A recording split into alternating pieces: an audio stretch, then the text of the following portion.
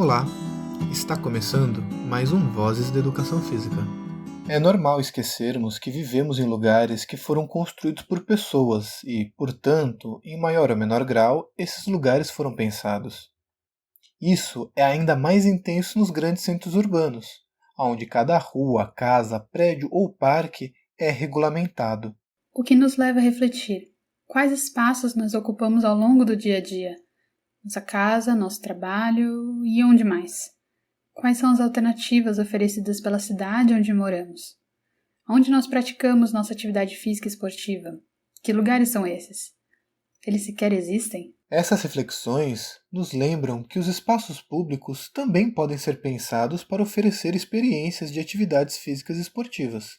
Também nos leva a questionar: quem é responsável por pensar esses espaços? Com base em quê? Para atender a interesses de quem?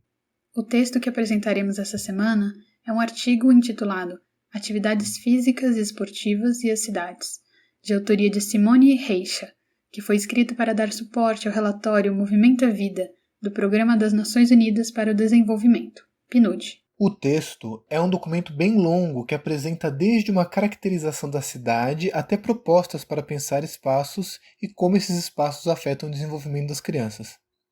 Neste episódio, nos concentraremos na primeira parte, na qual os autores caracterizam o que é uma cidade e como ela se relaciona com as atividades físicas e esportivas. E como essa pesquisa foi feita? Esse texto é um ensaio argumentativo em que a autora usa como base os estudos do grupo de pesquisa que ela participa, o Grupo de Estudos e Pesquisa em Lazer, Espaço e Cidade, da Universidade Federal do Paraná. Sendo assim, a autora articula diferentes contribuições acadêmicas do campo da filosofia e da sociologia para construir uma narrativa sobre o assunto, atividades físicas e sua relação com os espaços da cidade. Para isso, primeiro ela conceitua o que é uma cidade. A autora cita o filósofo Henri Lefebvre para afirmar que a cidade e a sua arquitetura são produto e obra de uma prática social, historicamente construída pelas necessidades de reprodução da sociedade e da força de trabalho. Ela afirma que a sociedade em que vivemos é configurada por características pós-industriais, o que pode ser percebido em nossa vida cotidiana quando, nas palavras da autora, ruas são transformadas em avenidas, grandes casarões em shoppings, jardins em estacionamentos, casas em prédios, espaços de convivência em praças de alimentação, brincadeiras nas ruas são substituídas por novas tecnologias, o encontro real pelo virtual, natureza pelo concreto, parques e praças por playgrounds em condomínios fechados, infância pela vida adulta e lazer pelo trabalho. A autora argumenta que essas características pós-industriais geram problemas para o pleno desenvolvimento humano em todas as faixas etárias. Se lembrarmos que as cidades são espaços de encontro entre as pessoas que vivem nela, é possível pensar a cidade como um modo de vida, já que as estruturas físicas condicionam diretamente as relações sociais possíveis dentro da cidade. Sendo assim, o modelo pós-industrial de cidade proporciona encontros cuja finalidade é a circulação de mercadorias, e não a fruição de um lazer ativo, como as atividades físicas e esportivas. Com essa definição de cidade contemporânea, a autora então começa a problematizar o lazer e o seu papel na vida humana.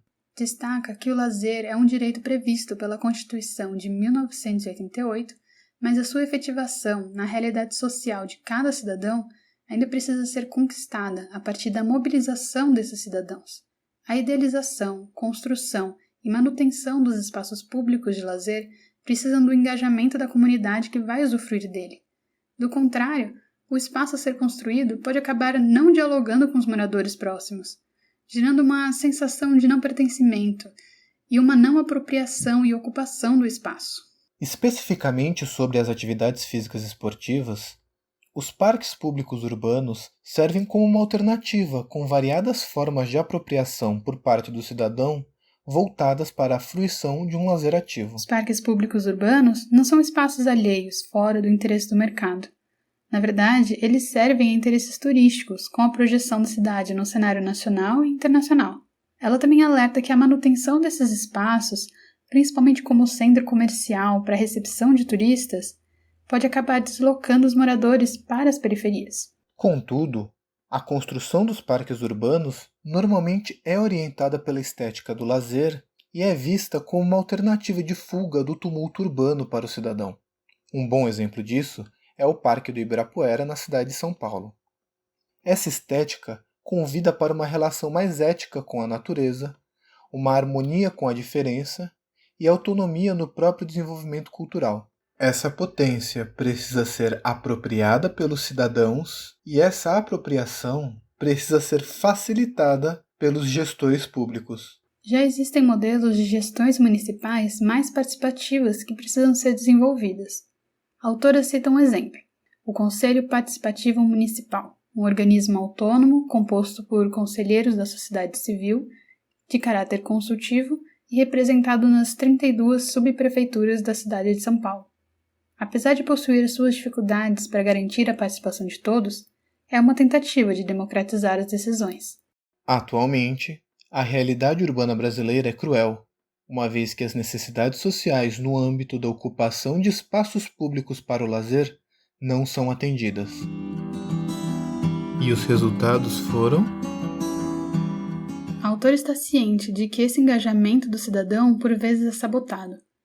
Uma jornada abusiva de horas de trabalho impede a participação no momento político para fazer seus interesses serem ouvidos quanto à construção e organização dos espaços na cidade. Mas cientes disso, é que nós precisamos pensar formas de acessibilizar esse diálogo entre cada cidadão com a gestão pública. Momento parando para refletir. Vocês com certeza notaram que este texto aparentemente só mostrou conceitos, apontou problemas, deu exemplos e encerrou com uma recomendação aparentemente vaga. As pessoas precisam, apesar de já terem que trabalhar muitas horas, participar e estar engajadas na administração de suas cidades. Contudo, isso não é motivo para frustração. Terminar com essa recomendação é um sinal de coerência interna do texto. Se uma das premissas é de que o morador do bairro é quem deve ter sua visão de parque público levada em consideração, a autora não pode terminar o texto listando o que esses parques devem ter para serem bons. Bons parques são lugares que proporcionam bons encontros para as pessoas que irão usá-los. E quem decide o que é um bom encontro devem ser essas mesmas pessoas.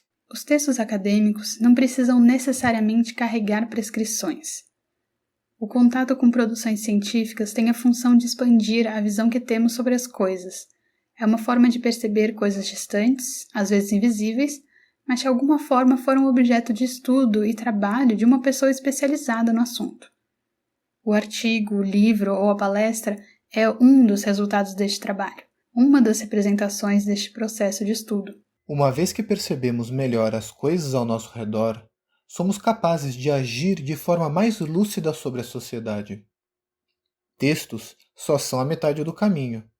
São as pessoas que pensam, criam projetos de mundo e colocam tais projetos em movimento, através de ações que esculpem a realidade à sua vontade. Não quer dizer que essa construção coletiva não será um processo cheio de atritos e esforço. Com certeza vai, como todo projeto verdadeiramente humano, democrático e ético. Uma cidade deve refletir seus moradores, e seus moradores não são apenas consumidores de produtos, são pessoas. Momento parando para refletir. E no final, qual é a importância disso para a minha prática profissional? Mais especificamente para os profissionais de educação física, esse texto amplia nossa visão sobre as dimensões que estão em jogo quando estamos atuando profissionalmente. Conceituar o que é uma cidade normalmente não está no topo da nossa lista de prioridades, mas com certeza ajudará em muito a refletir sobre o que acontece no nosso dia a dia. Podemos passar a entender o nosso trabalho como a criação de momentos e espaços de encontro e lazer. Podemos refletir, por exemplo, se nossos alunos estão querendo treinar ou se estão querendo dar vazão a uma necessidade de encontro e divertimento ativo. Podemos olhar para os espaços públicos e vê-los como possíveis lugares de intervenção profissional. Olhar para como a cidade está, o que ela oferece ou o que lhe falta. Uma vez atentos aos espaços públicos e cientes do nosso direito ao lazer, podemos tentar nos articular com pessoas da nossa região para sensibilizá-las e talvez mobilizá-las. Afinal, antes de profissionais, somos cidadãos, e democracia só funciona quando todos participam.